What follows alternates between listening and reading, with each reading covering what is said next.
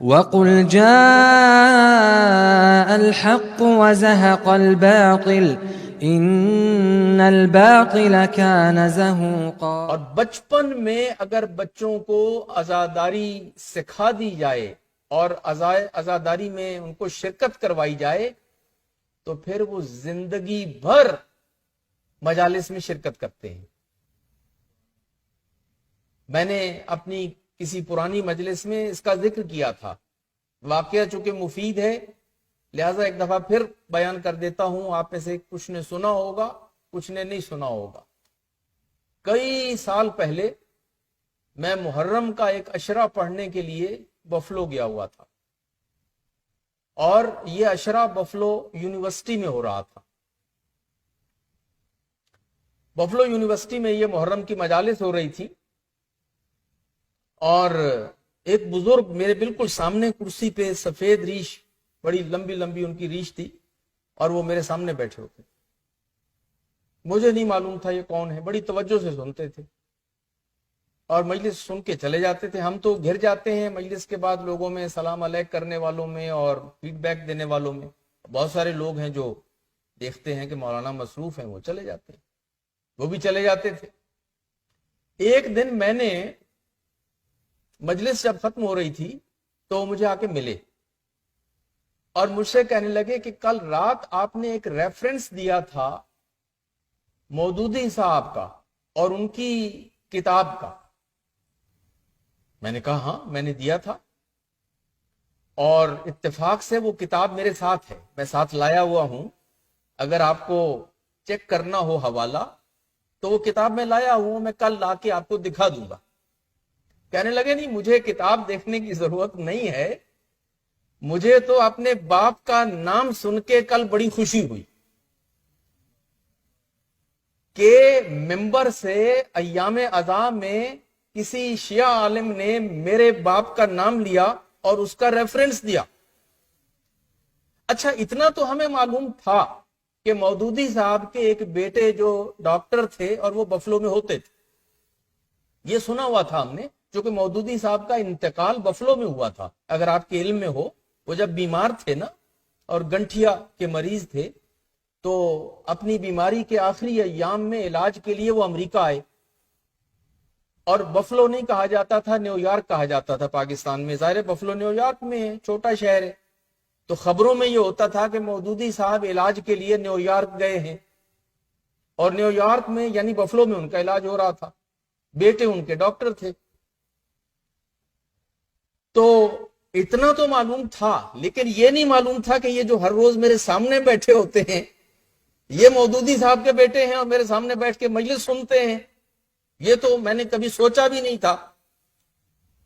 خیر مجلس تو ختم ہو چکی تھی، باتیں ہوئیں تو کہنے لگے مولانا یہ جو باتیں آپ کرتے ہیں نا کہ خاندان پیغمبر کے ساتھ اصحاب نے کیا سلوک کیا، یہ آپ تو تاریخ کے تذکرے کرتے ہیں نا، ہم نے اپنے باپ کے اصحاب کو دیکھا ہے اور ہمارے باپ کے اصحاب نے ہمارے ساتھ کیا سلوک کیا ہے یہ تو ہم خود دیکھ چکے۔ جماعت اسلامی میں بہت کچھ ہوا مودودی صاحب کے انتقال کے بعد۔ خیر باتیں شروع ہو گئی، تو میں نے کہا آپ کیسے یہاں مجلس میں؟ جو بات انہوں نے سنائی وہ حاصل ہے اس پوری مجلس کا، آج کی مجلس کا۔ ابھی بھی وہ زندہ ہیں، شاید وہیں بفلو ہی میں ہوں گے، اس کو کوئی چیک کر سکتا۔ وہ کہنے لگے کہ میرے باپ، جو کہ اپنے آپ کو سید بھی یہ لوگ کہتے ہیں، سید مودودی، وہ کہتے ہیں سال بھر جماعت اسلامی کی جو ایکٹیویٹیز ہوتی تھی ان سے ہمارا کوئی تعلق نہیں ہوتا تھا، اور یہ بات بھی ساری دنیا جانتی ہے کہ مودودی نے اپنی بیوی اور اپنے بچوں کو اپنی سیاسی زندگی اور اپنی جماعتی زندگی میں کوئی رول نہیں دیا، وہ بالکل ایک الگ خانہ تھا، اور اس کی سیاسی زندگی اور جماعتی زندگی وہ ایک الگ چیز تھی۔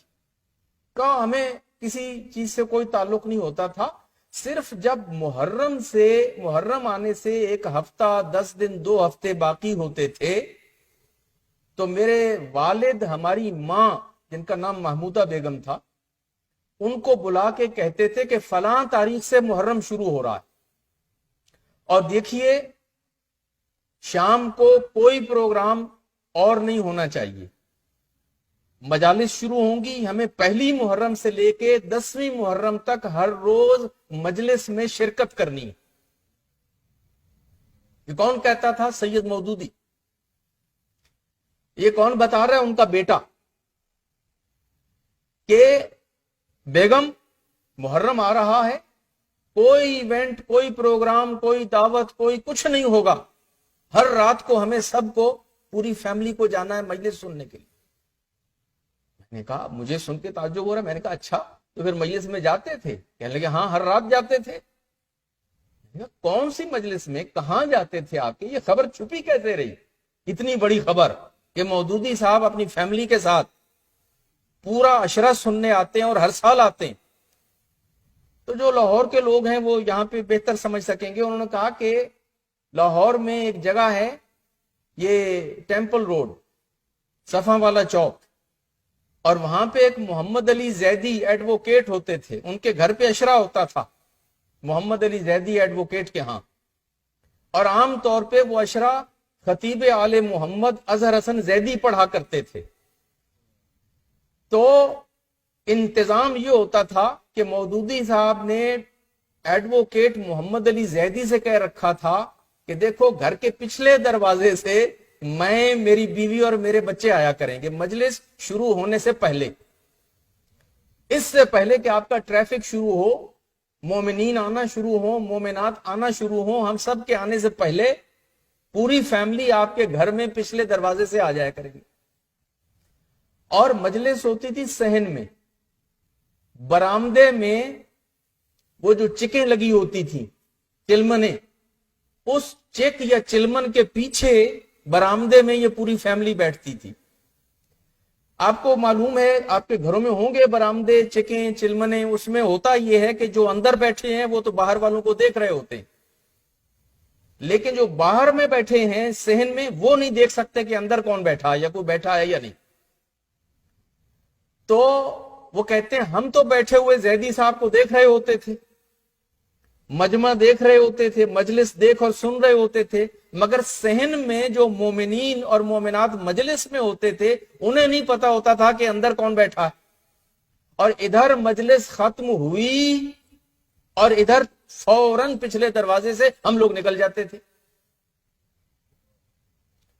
اب نتیجہ، انہوں نے کہا کہ مولانا وہ جو بچپن میں اتنے سال باقاعدگی کے ساتھ ہمیں ماں باپ انگلی پکڑ کے لے کے گئے نا مجلس میں، اب اس کا نتیجہ یہ ہے کہ داڑھی ہماری سفید اور اتنی لمبی ہو گئی ہے، اور ہم شیعہ نہیں ہیں، ہمارے گھر میں کشمیرن ہے اور وہابن ہے، اور وہ دشمن ہے اہل بیت کی، لیکن اس کے باوجود محرم جیسے ہی آتا ہے ہم گھر میں نہیں بیٹھ سکتے جب تک مجلس میں نہ جائیں، جب تک فرش ادا پہ نہ بیٹھیں۔ یہ بچپن میں ماں باپ کے ساتھ مجلس میں جانے کے نتیجے میں ایسی عادت پڑی ہے کہ اب میں مجلس سننے کے لیے ہر سال ٹورانٹو جاتا ہوں۔ کہاں؟ بفلو، کہاں ٹورانٹو؟ وہ کہتے ہیں میں ٹورانٹو مجلس سننے کے لیے ہر رات جاتا تھا۔ یہ تو ہمارے لیے بڑا اچھا ہوا کہ اس سال مجالس بفلو ہی میں ہو گئیں، تو مجھے موقع ملا کہ ٹورانٹو نہیں جانا پڑا اور میں آپ کی مجلس میں آ رہا ہوں۔ تو عزیزان گرامی، ہر روز بچوں کی انگلی پکڑ کے ان کو ساتھ لانے سے نتیجہ یہ ہوتا ہے کہ بعد میں ہم رہیں نہ رہیں، ہم ہوں گے یا نہ ہوں گے، لیکن ان بچوں کی فطرت میں یہ بات پڑ جائے گی، ان کی سرشت میں یہ بات پڑ جائے گی۔ جوانی میں ہو سکتا ہے کہ وہ کچھ عرصہ نہ آئے، لیکن یہ چیز ایسی ہے کہ ایونچولی وہ they will come back to their roots، اور ان کو چین نہیں ملے گا محرم کے ایام میں جب تک کہ وہ آ کے مجلس حسین کو سماعت نہیں کریں گے اور فرش عزا پہ نہیں بیٹھیں گے۔ ایک صلوات پڑھیے بابا۔